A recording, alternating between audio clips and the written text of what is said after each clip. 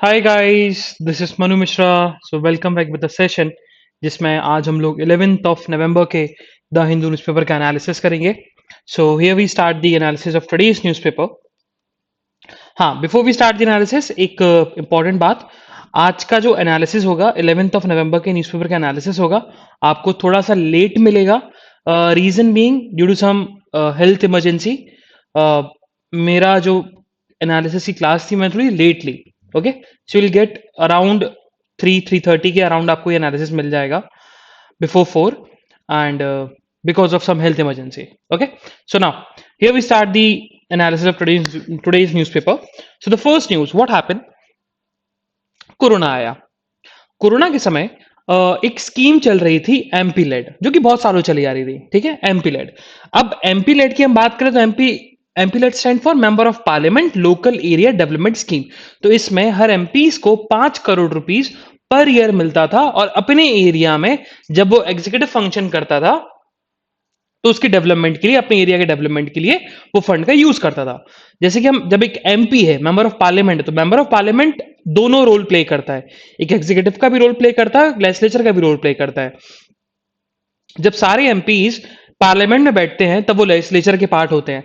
But एक single MP जब अपने कॉन्स्टिट्यूंसी में होता है, जब अपना काम करता है, जब पार्लियामेंट सेशन नहीं चलता, तो वो अपना एग्जीक्यूटिव रोल करता है। ओके, तभी हम आईएएस ऑफिसर को परमानेंट एग्जीक्यूटिव बोलते हैं, और नेता लोगों को या एमपीज को, एमएलएस को हम टेम्परेरी एग्जीक्यूटिव बोलते हैं। ओके, सो एमपी लेड स्कीम के थ्रू हर एमपी को 5 करोड़ रुपीस मिलते थे हर साल।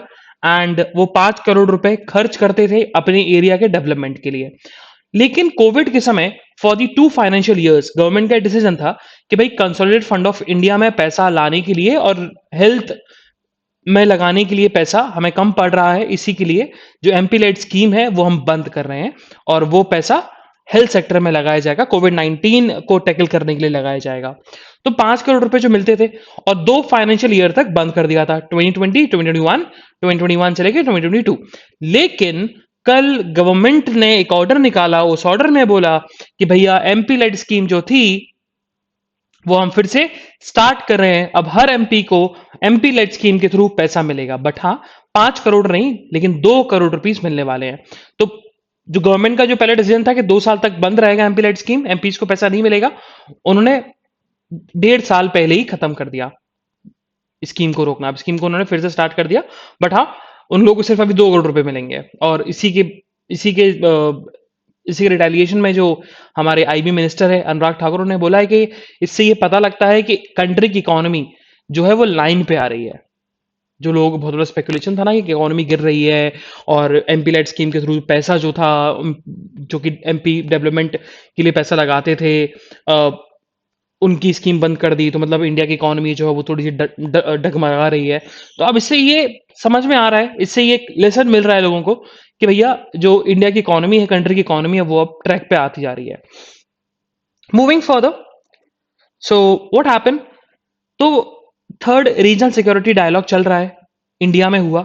एंड 7 नेशन के एनएसए मिले, है ना, सिक्योरिटी एडवाइजर्स मिले, head of the security advisers मिले। एंड अफगानिस्तान और सॉरी पाकिस्तान और चाइना के रिप्रेजेंटेटिव नहीं आए, बट रशिया के रहे, उज्बेकिस्तान के रहे, तजाकिस्तान के रहे, और सेंट्रल एशियन कंट्रीज के भी बहुत सारे रिप्रेजेंटेटिव रहे। और उनका जो मेन सबसे बड़ा पॉइंट था वो यही था कि अफगान्स को कैसे हेल्प प्रोवाइड की जाए, अर्जेंट हेल्प कैसे प्रोवाइड की जाए उनको जल्दी से जल्दी। ये उनका सबसे बड़ा इशू रहा है। ओके, मूविंग फर्दर, सो एक रिपोर्ट निकल के आई। रिपोर्ट इज अबाउट कि फार्मर्स प्रोटेस्ट कर रहे हैं, और फार्मर प्रोटेस्ट कर रहे हैं 2019, नवंबर 2019 से, जब मॉनसून सेशन में फार्म लॉज को कन्वर्ट कर दिया था आपके उसमें क्या बोलते हैं, परमानेंट लॉज में, फार्म ऑर्डिनेंस को परमानेंट लॉज में कन्वर्ट कर दिया था, तब से फार्मर प्रोटेस्ट कर रहे हैं। बल्कि कुछ फार्मर्स ऑर्डिनेंस के थ्रू से प्रोटेस्ट कर रहे हैं। जब ऑर्डिनेंस निकला था, जब प्रेसिडेंट ने ऑर्डिनेंस प्रोमोगेट किया था, 3 ऑर्डिनेंस प्रोमोगेट किए थे, और उसके बाद प्रोटेस्ट और ज्यादा लाइमलाइट में आ गया जब लॉज में कन्वर्ट हो गए। तो फार्मर जब से प्रोटेस्ट कर रहे हैं, तो बहुत सारे फार्मर्स की डेथ हुई है बिकॉज ऑफ द प्रोटेस्ट। बहुत सारे फार्मर्स की डेथ हुई है। तो उसी को लेकर ऑथर ने बताया, अच्छा ये 2019 नहीं, 2020 से आ रहा है, नवंबर 2020 से ये प्रोटेस्ट चल रहा है। ओके, और रिपोर्ट निकल गया, रिपोर्ट में ये पता लगाया, ये रिपोर्ट में ये डेटा था अबाउट, डेटा इज अबाउट कि कितने फार्मर्स की डेथ हुई है और वो फार्मर्स किस कैटेगरी से थे, मार्जिनाइज फार्मर्स थे, स्मॉल फार्मर्स थे, लैंडलेस फार्मर्स थे, या बहुत बड़े बिग फार्मर्स थे। तो वही रिपोर्ट में पता लगा कि जो मेजॉरिटी ऑफ द फार्मर्स की डेथ हुई है, पहली बात तो पंजाब से बिलोंग करते हैं, पंजाब पंजाब के फार्मर्स है, और रीजन के बेस पे पता लगा, मतलब मालवा, मजवा, डोब और पंजाब, इस रीजन पे पता लगाया गया है ना। तो वही चीज वही चीज बताई गई कि अगर देखा जाए तो सबसे ज्यादा जिन लोगों की डेथ हुई है, मेजोरिटी ऑफ दी जो फार्मर्स की डेथ हुई है, वो स्मॉल फार्मर्स की हुई है। मतलब ऑन एन एवरेज अगर उन फार्मर्स का लैंड निकाला जाए, कितनी जमीन उनके पास, तो बस ये निकल के आता है कि 2.26 एकड़ जमीन है, जितने जितने फार्मर्स की डेथ हुई है। मूविंग फर्दर, सो सिटी की न्यूज हमें नहीं पढ़नी है, हम लोग सिटी की न्यूज को स्किप करेंगे। Will move to the state page. तो जब स्टेट पेज की बात करें तो इंडिको की जो सीईओ है रॉन्जॉय दत्ता, तो रॉन्जॉय दत्ता ने एक बहुत अच्छी बात बोली है। उन्होंने बोला है कि भाई अब इंटरनेशनल फ्लाइट्स को स्टार्ट कर देना चाहिए, but with caution, not time to open the flights. उन्होंने बोला कि थाईलैंड हो गया, सऊदी अरेबिया हो गया, जो ऐसे नेशंस है जिसके साथ इंडिया के अच्छे रिलेशंस हैं, वहां पर हमें अब फ्लाइट्स को, इंटरनेशनल फ्लाइट्स को ओपन कर देना चाहिए, but with some restrictions, with caution, ये उन्होंने बोला है। ठीक है, क्योंकि अब नाउ देखा जाए तो अब लोग ट्रेवल करना चाहते हैं, और अगर हमने इंटरनेशनल फ्लाइट को नहीं खोला तो हो सकता है कि एयरलाइन सेक्टर में बहुत सारी कंपनीज जो है वो बैंकरप्ट हो जाएं। Moving further, so what happen, देखो सेंट्रल विस्टा प्रोजेक्ट, तो सेंट्रल विस्टा प्रोजेक्ट की हम बात करें तो ये बहुत बड़ा प्रोजेक्ट है। अब इस प्रोजेक्ट में नई नई बिल्डिंग्स बननी है, सेक्रेटरीट्स बनने हैं, आपका नया पीएम हाउस बनना है, बहुत सारी चीजें बननी है। तो इनके डेवलपमेंट के लिए बहुत सारे ट्रीज को कट डाउन करना था। तो अराउंड सेंट्रल विस्टा प्रोजेक्ट में 404 ट्रीज को कट डाउन करना था। फुली ग्रोन ट्रीज हैं, 404 फुली ग्रोन ट्रीज हैं। तो अब देखा जाए तो इन्वायरमेंट दिल्ली का, दिल्ली गवर्नमेंट के कंट्रोल में है। तो दिल्ली गवर्नमेंट ने क्या बोला था सेंट्रल गवर्नमेंट को, सेंट्रल गवर्नमेंट को बोला कि ठीक है, अपना सेंट्रल वेस्टर्न प्रोजेक्ट स्टार्ट कर सकते हो, 404 पेड़ जो बीच में आ रहे हैं उनको आप काट सकते हो, उनको हटा सकते हो, बट आपको उसकी जगह 404 पेड़ जो आप काट रहे हो, ट्रीज को काट रहे हो, वो आप कहीं और प्लांट करोगे, उनको काटोगे नहीं, उनको जड़ से निकाल के कहीं और प्लांट करोगे, और उसके साथ साथ 4040 ट्री सैपलिंग्स लगाओगे, मतलब सैपलिंग में पौधे लगाओगे। लेकिन दिल्ली गवर्नमेंट ने बोल दिया है कि ठीक है, आप आसपास मत लगाइए सैपलिंग्स, बट हाँ, now you can plant at eco park जो कि 22 किलोमीटर अवे है। ये दिल्ली गवर्नमेंट ने बोल दिया है ना, ये दिल्ली गवर्नमेंट ने बोल दिया है। Moving further, so what happen, Madras high court एक केस सुन रहा था, it's about the manual scavenging को लेकर, और मद्रास हाईकोर्ट ने डायरेक्शन दिया है to the state government, to the Tamil Nadu government, कि भैया जल्दी से जल्दी कुछ मेजर्स लेकर आइए जिससे मैनुअल स्कैवेंजिंग को इरेडिकेट किया जाए। और manual scavenging is an unconstitutional act. ठीक है, तो मैनुअल स्कैवेंजिंग का मतलब जो लोग नाले में जाते हैं और नाले की साफ सफाई करते हैं, क्योंकि बहुत ज्यादा हार्मफुल गैसेस होती हैं, हार्मफुल स्मेल होती है, जिससे बहुत सारे लोगों की डेथ हो जाती है। Moving further, so what happen, Karnataka government ने एक ऑर्डर पास किया था, सॉरी यूनियन गवर्नमेंट एक ऑर्डर पास किया था। एंड ऑर्डर इज अबाउट कि अगर कोई ओसीआई एडमिशन लेना चाहता है तो वो नॉर्मल स्टूडेंट की तरह एडमिशन नहीं लेगा, वो एनआरआई के थ्रू एडमिशन लेगा, नॉन रेजिडेंट इंडियन के थ्रू वो उसके एम्बिट में आएगा और प्रोफेशनल कोर्सेज में वैसे ही एडमिशन लेने वाला है ओसीआई। तो OCI will be considered as NRI in admission में, in the process of admission. अब उसी को लोगों ने चैलेंज किया हाई कोर्ट में, कर्नाटका हाई कोर्ट में। तो कर्नाटका हाई कोर्ट ने उस पिटीशन को रिजेक्ट करके यूनियन गवर्नमेंट के नोटिफिकेशन जो कि बोल रहा था कि ओसीआई स्टूडेंट्स को in the admission process NRI consider किया जाएगा, उसको अपहेल्ड किया। मूविंग फर्दर, सो केरला गवर्नमेंट ने क्या किया? केरला गवर्नमेंट ने पहले परमिशन दी थी कि भैया मुल्ला पेरियार डैम को स्ट्रेंथन करने के लिए तमिलनाडु गवर्नमेंट मुल्ला पेरियार डैम के पास ट्रीज को कट डाउन कर सकते हैं। लेकिन केरला गवर्नमेंट ने उस ऑर्डर को रिवोक कर दिया। पहले फ्रोजन किया था, मतलब रोक के रखा था, अब उस ऑर्डर को रिवोक कर दिया। और उसके साथ साथ उन्होंने जिस वार्डन ने ऑर्डर दी इशू पास किया था, जिस ऑफिसर ने, चीफ वाइल्ड लाइफ वार्डन ने ऑर्डर पास किया था कि भैया तमिलनाडु गवर्नमेंट अब ट्रीज को कट डाउन कर सकती है, उस वार्डन को भी सस्पेंड कर दिया, उस ऑफिसर को भी सस्पेंड कर दिया। Moving further, so this is something about India के थोड़े कल्चर के बारे में, और स्पेशली साउथ इंडिया के कल्चर के बारे में। तो ये सारी कुछ चीजें हमारे एग्जामिनेशन पर्सपेक्टिव से इंपॉर्टेंट हो जाती है, कभी कभी डायरेक्टली क्वेश्चन बन जाता है। हुआ क्या, कोविड-19 के समय कलारीज, बहुत सारी कलारीज बंद हो गई, है ना। अब क्लैरिस है क्या? तो क्लैरिस इज ए यूनिट, जैसे कि अब जैसे क्लैट, तो अब क्लैट के कोचिंग सेंटर्स हैं, ठीक है। तो वैसे ही एक मार्शल आर्ट है जिसको हम लोग बोलते हैं क्या? कलरी पट्टम, ठीक है। कलरी पट्टू। अब कलरी पट्टू, अगर आपको एक मूवी देखी होगी, just forgetting the name of the movie, बागी, द फर्स्ट पार्ट, जिसमें टाइगर श्रॉफ है और श्रद्धा कपूर है। तो टाइगर श्रॉफ जहां पर केरला जाता है, जहां पर मार्शल आर्ट सीखता है तो वो मार्शल आर्ट इंडिया का मार्शल आर्ट है, एंशिएंट मार्शल आर्ट है, and the name of the martial art is Kalaripayattu. So Kalaripayattu जहां सिखाया जाता है, जहां उसके कोचिंग सेंटर्स हैं, उन कोचिंग सेंटर्स का नाम क्या है? कलारी यूनिट्स। तो because of the pandemic around 2.5 years से कलारी जो यूनिट्स है वो बंद थे। लेकिन अब फाइनली आफ्टर द लॉकडाउन फिर से कलारीज जो है वो अब ट्रैक पे आ चुके हैं। और देखा जाए तो अराउंड स्टेट में 10,000 से ज्यादा क्लैरीज हैं, 10,000 से ज्यादा क्लैरीज हैं। नाउ अब कलरी पट्टू के बारे में थोड़ा पढ़ना जरूर। तो Kalaripayattu is an ancient martial art जो कि ओरिजिनेट हुआ था हमारे नेशन से ही, हमारे कंट्री से ही। And it's an art too for the military training for warriors, ठीक है। एंड ये बेसिकली केरला का कल्चर है, ये केरला का ये मार्शल आर्ट है। Moving further, so on the editorial page, तो आज हमारे लिए 3 एडिटोरियल इंपॉर्टेंट है। The first one is the case of demonetisation in India, इसको अपन डिटेल में डिस्कस करेंगे। The second one is death by hospital fire, इसको अपन डिस्कस करने वाले हैं, है ना, इसको फिर से अपन डिस्कस करेंगे और कुछ नए पॉइंट्स अपन समझने वाले हैं। And the third one is does India have a right to burn fossil fuels, इसको अपन डिस्कस करेंगे। इसमें 3 इश्यूज हैं, इसका अपन ओवरव्यू लेंगे और ये आपको खुद पढ़ना है। मैं बता दूंगा कि ये बोलना क्या चाहता है ऑथर इसमें। चलो, we first move to the first editorial, the case of demonetisation in India. देखो, 8 ऑफ नवंबर 2021 को 5 साल हो चुके हैं इंडिया के डिमोनेटाइजेशन को, जो कि हुआ था 2017 में, 16 में, सॉरी, 2016 में डिमोनेटाइजेशन हुआ था, उसको अब 5 साल हो चुके हैं। अब ऑथर ने बताया कि डिमोनेटाइजेशन का इंपैक्ट क्या पड़ा।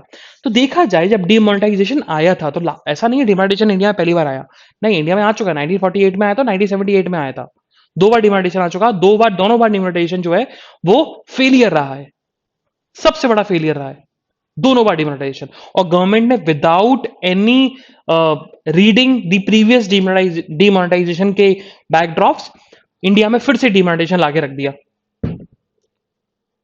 तो इंडिया इस बार का डिमोनेटाइजेशन देखा जाए तो इस बार का डिमोनेटाइजेशन भी फेलियर है।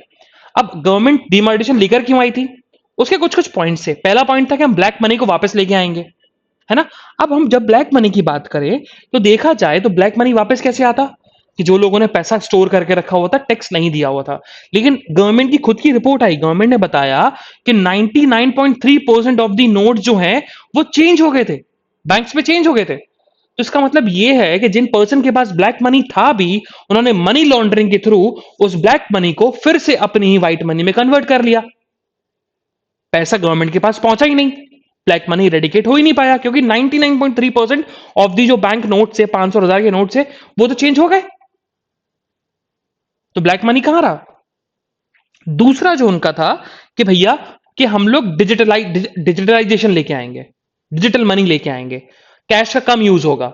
लेकिन उस समय प्री डिमोनेटाइजेशन के अगर हम पीरियड की बात करें और अभी की हम बात करें तो अभी ज्यादा कैश कैश है मार्केट में उस 2015 से लेके, अगर हम कंपेयर करें अभी 2021 में, 2015 जब डिमोनेटाइजेशन नहीं आया था उस समय कैश कम था मार्केट में, अब ज्यादा है, ये ऑथर ने बताया।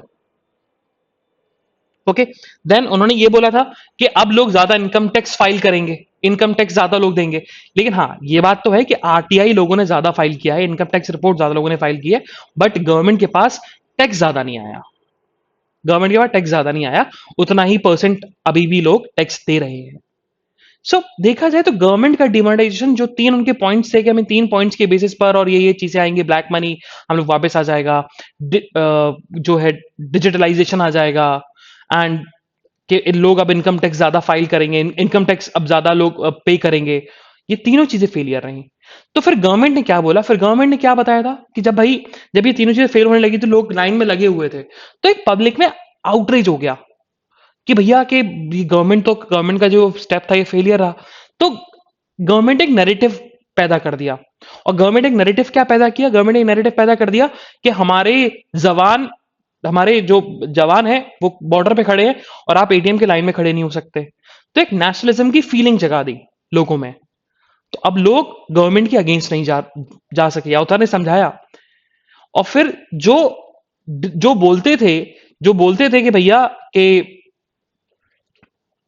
जो बोलते थे कि भाई ये डिमोनेटाइजेशन फेलियर रहा है, कि डिमोनेटाइजेशन गलत है, तो उन लोगों पे एलिगेशन लगाए गए, उन लोगों को ऐसा नैरेटिव पैदा कर दिया आम जनता में, आम पब्लिक में, कि इन लोगों के पास ब्लैक मनी है तभी इस स्टेप का ये लोग अपोज कर रहे हैं। और इसी के चलते डिमोनेटाइजेशन जो है वो उस पर ज्यादातर लोगों ने लिखा नहीं, इकोनॉमिस्ट लोगों ने ज्यादातर लिखा नहीं, उसके नेगेटिव इंपैक्ट नहीं लिखे ज्यादातर लोगों ने। रीजन यही था कि लोगों में एक नैरेटिव फैल गया था, गवर्नमेंट ने एक नैरेटिव फैला दिया था कि अगर कोई डिमोनेटाइजेशन का अपोज करेगा तो इसका मतलब है कि उसके पास ब्लैक मनी है। और जब हम पास अभी की बात करें तो अभी भी लोग डिमोनेटाइजेशन की कम बात करते हैं। क्यों? गवर्नमेंट के पास नैरेटिव ये होता है कि भैया लोग अब पेटीएम चलाने लगे, फोन पे चलाने लगे, तो ये तो ईजी हुआ है, लोग अब कैश रखना जरूरी नहीं है। ये ईजी जो हुआ है वो किस वजह से हुआ? डिमोनेटाइजेशन की वजह से हुआ। तो शायद अगर ऑथर ने फिर यही बताया कि डिमोनेटाइजेशन नहीं भी होता ना, तो हाँ इतनी ग्रोथ तो नहीं होती, लेकिन पेटीएम, फोन पे और जितने भी जो ऑनलाइन एप्स हैं, जितने भी एप्लीकेशंस हैं मनी ट्रांसफरिंग के, ऑनलाइन मनी ट्रांसफरिंग के, डिजिटल मनी के, वो भी सक्सेसफुल होते हैं। ये ऑथर ने समझाया। Moving further towards the next editorial, that is about the death by hospital fire. देखो, अब यहां ऑथर ने बेसिकली जो डिस्कस की है, उन्होंने ये बताया कि रिसेंटली फिर से हुआ कि भोपाल में 4 इन्फेंट्स की डेथ हो गई और हॉस्पिटल में फायर लग गई। लेकिन देखा जाए तो ये पहली बार ऐसा हम लोग सुन नहीं रहे, है ना? हम जब से मैंने हिंदू एनालिसिस लेना स्टार्ट किया है, जब से मैं हिंदू एनालिसिस ले रहा हूं, अराउंड हमने 4 to 5 टाइम इंसिडेंट ये सुन चुके हैं। कभी अहमदनगर में, अभी रिसेंटली हमने इसी इसी मंथ हमने अहमदनगर वाली न्यूज सुनी थी कि अहमदनगर में आग लगी। कोविड-19 के समय बहुत सारे हॉस्पिटल्स में आग लगी थी, दिल्ली के हॉस्पिटल्स में आग लगी थी। तो ये आग लग क्यों रही है? और कोविड-19 के बाद अब हॉस्पिटल में ज्यादा केसेस निकलने लगे, हॉस्पिटल में ज्यादा फायर ब्रोक आउट होने लगी। इसका मेन रीजन है कि हम लोग अब ज्यादा ऐसी चीजें यूज करते हैं, जैसे कि वेंटिलेटर्स। अब ज्यादा वेंटिलेटर्स हैं हॉस्पिटल में, क्योंकि अब कोविड-19 के पेशेंट्स आते हैं तो उनकी ऑक्सीजन लेवल कम होता है, तो ऑक्सीजन लगाई जाती है, वेंटिलेटर ज्यादा रखने लगे हॉस्पिटल्स में, जिसके चलते वेंटिलेटर्स में भाई ऑक्सीजन होनी चाहिए। अब ऑक्सीजन होती है तो वो फायर को जल्दी फैलाती है, छोटी सी चिंगारी से फायर फैल जाती है ऑक्सीजन से। अब हम लोग ज्यादा अल्कोहल यूज करने लगे। अल्कोहल कैसे?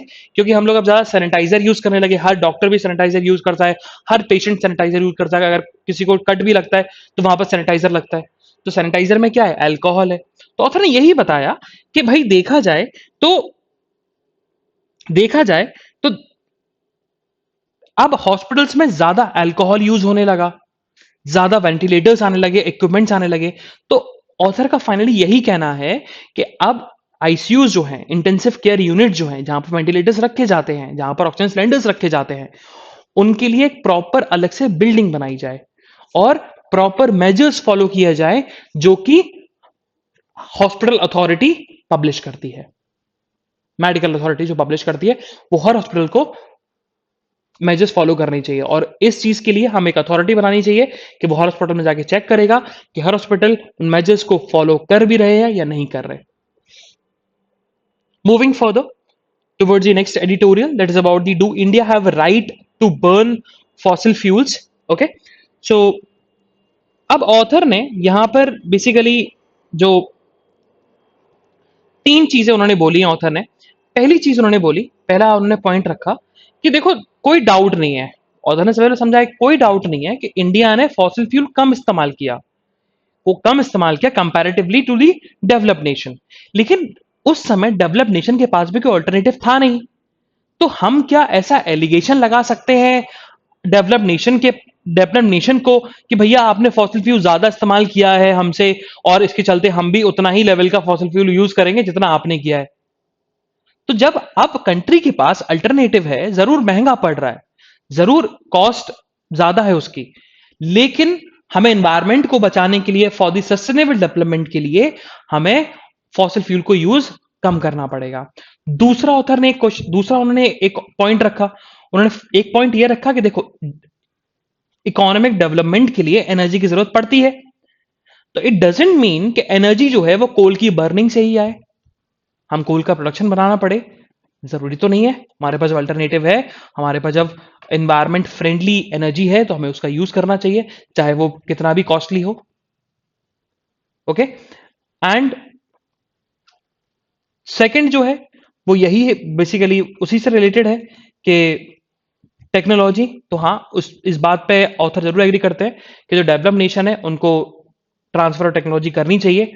उन नेशंस को जिन्होंने ग्रीन हाउस एमिशन को कंट्रोल करने में अच्छा काम किया, like Norway, Sweden, America, European union, तो उनको नेशन में और डेवलपिंग नेशंस में और लीस्ट डेवलपिंग नेशंस में ऐसी टेक्नोलॉजी का ट्रांसफर करना चाहिए जिससे वो लोग फॉसिल फ्यूल पर डिपेंडेंट ना हो. So read it, it's only about the कि अब सीओपी हुआ और हम लोग बहुत ज्यादा हमने क्लाइमेट के बारे में पढ़ा हुआ है, तो रीड इट, बहुत सिंपल सा एडिटोरियल है. Moving further, so on the national news again, so Rajnath Singh ने बोला है कि जो हमारी आर्म फोर्सेज हैं, इंडियन आर्मी है, इंडियन एयरफोर्स है, इंडियन मिलिट्री है, इंडियन नेवी है, उन सबको रेडी होना चाहिए किसी भी इमरजेंसी के लिए, कभी भी जरूरत पड़ सकती है. So arm forces need to be ready for any contingency का मतलब emergency. Moving further, so what happen, so 15th of नवंबर को यूनियन कैबिनेट ने बोल दिया है, जो हमारी कैबिनेट है उन्होंने क्लियर कर दिया है कि 15th ऑफ नवंबर will be celebrated as what, जन जनजातीय गौरव दिवस. अब ये जनजातीय गौरव दिवस क्यों सेलिब्रेट कर रहे हैं? To basically for the remembrance of the contribution of tribal freedom fighters, कि ट्राइबल फ्रीडम फाइटर्स का भी बहुत बड़ा इन्वॉल्वमेंट था फ्रीडम स्ट्रगल में, तो उनकी रिमेम्बरेंस में 15th ऑफ नवंबर को हम लोग विल सेलिब्रेट व्हाट, जनजातीय गौरव दिवस. नाउ व्हाट हैपेंड, सेंटर ने इंसेंटिव देना स्टार्ट कर दिया for the farmers of sugar cane, cotton and jute. क्योंकि देखो अब इंसेंटिव कैसे मिल रहा है, देखो हम बात करें तो शुगर केन फार्मर्स को कैसे इंसेंटिव मिल रहा है, तो अब वो फार्मर्स जो शुगर केन ग्रो करते हैं और वो शुगर केन से इथेनॉल प्रोड्यूस करते हैं, इथेनॉल इथेनॉल मतलब फ्यूल है वो, है ना, तो जिससे हमारी फ्यूल डिपेंडेंसी कम हो रही है अदर नेशन के ऊपर, तो उनको इंसेंटिव दिया जाएगा, उन फार्मर्स को इंसेंटिव दिया जाएगा, और जो कॉटन और जूट फार्मर्स हैं उनको प्राइस सपोर्ट दिया जाएगा, है ना, जो मार्केट रेट है वो मार्केट रेट ज्यादा बढ़ा दिया गया है, और शुगर केन के फार्मर्स को अब ज्यादा जो है इथेनॉल की जो प्राइस है, जो इथेनॉल के लिए शुगर केन बेचेंगे उनके लिए प्राइस हाइक कर दिया. Moving further, so what happen, एक इशू चल रहा है चार धाम. अब चार धाम देखा जाए, रियलिटी अगर देखा जाए तो चार धाम इंडिया में रीजन बेसिस पे है, डायरेक्शन बेस पे, ईस्ट वेस्ट नॉर्थ साउथ, मतलब ईस्ट साइड देखा जाए तो तुम्हारा जगन्नाथपुरी उड़ीसा, सदर्न साइड देखा जाए तो रामेश्वरम, वेस्ट साइड देखा जाए तो हमारा आपका क्या बोलते हैं सोमनाथ, एंड इधर देखा जाए तो केदारनाथ. लेकिन चार धाम एक मिनी चार धाम भी है, पॉपुलरली वही लोग जानते हैं चार धाम, Badrinath, Kedarnath, I am just forgetting the two other dham also, I'm forgetting these two dhams, I think some Rishikesh, Haridwar उसी से रिलेटेड है. so, मतलब गुस्सा मत होना, मुझे नहीं पता. ओके, सो या so what supreme court so what happened, तो गवर्नमेंट का एक प्रोजेक्ट है कि उन चार धाम को कनेक्ट करना है बाय रोड। तो रोड्स बनाने हैं चार धाम में, मतलब बद्रीनाथ हो गया, केदारनाथ हो गया, तो वहां पर रोड्स बनानी है इन होलिएस्ट स्ट्रीम्स में। लेकिन एक सबसे बड़ा इशू जो आ रहा है वो आ रहा है एनवायरनमेंट का, क्योंकि बहुत सारे ट्रीज को कट डाउन करना पड़ेगा। और माउंटेनियस रीजन पे और माउंटेनियस रीजन में ट्रीज को कट डाउन करना मतलब लैंडस्लाइड के ज्यादा केसेस, सॉइल इरोजन के ज्यादा केसेस। तो अब सुप्रीम कोर्ट का वही कहना है कि देखो, अगर हमने चार धाम पे रोड्स बनाए, और एक और सबसे बड़ा कंसर्न है वो है डिफेंस रिलेटेड, इंडो चाइना वाला, इंडो चाइना जो बॉर्डर क्लैश हो रहा है। तो वही चीज सुप्रीम कोर्ट ने बोली कि देखो, हम अगर हम डिफेंस को स्ट्रेंथन करते हैं तो फिर जो हमारा जो इंफ्रास्ट्रक्चर है वो डेवलप नहीं हो पाएगा। अगर हम इन्वायरमेंट को प्रोटेक्ट करते हैं तो फिर हमारा डिफेंस स्ट्रांग नहीं हो पाएगा, है ना। तो वही चीजें सुप्रीम कोर्ट ने वही बोला है कि बैलेंस बनाने की जरूरत है, कि हम लोग वैसा इंफ्रास्ट्रक्चर बनाए जिससे इन्वायरमेंट प्रोटेक्टेड भी रहे। वैसा हमें डिफेंस बनाने की जरूरत है, वैसा हमें इंफ्रास्ट्रक्चर बनाने की जरूरत है। Moving further, so what happen, तो अभी दुबई में एयर शो होने वाला है।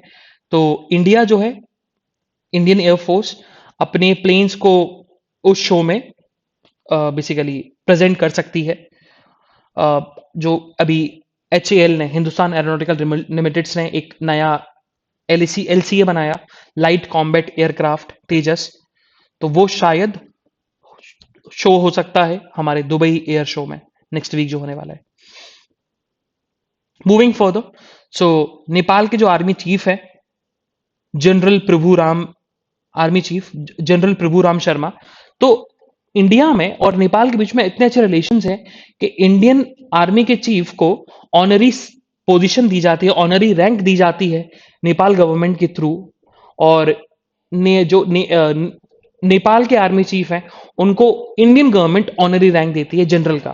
ठीक है, तो वही चीज हमारे कल कल हमारे देश के राष्ट्रपति प्रेसिडेंट ने नेपाल के जो चीफ है, नेपाल के जो आर्मी चीफ है प्रभु राम शर्मा, उनको जनरल रैंक की ऑनरी पोजीशन दी है। ठीक है, इंडिया ने कन्फर किया honorary rank of general to the Nepal army chief.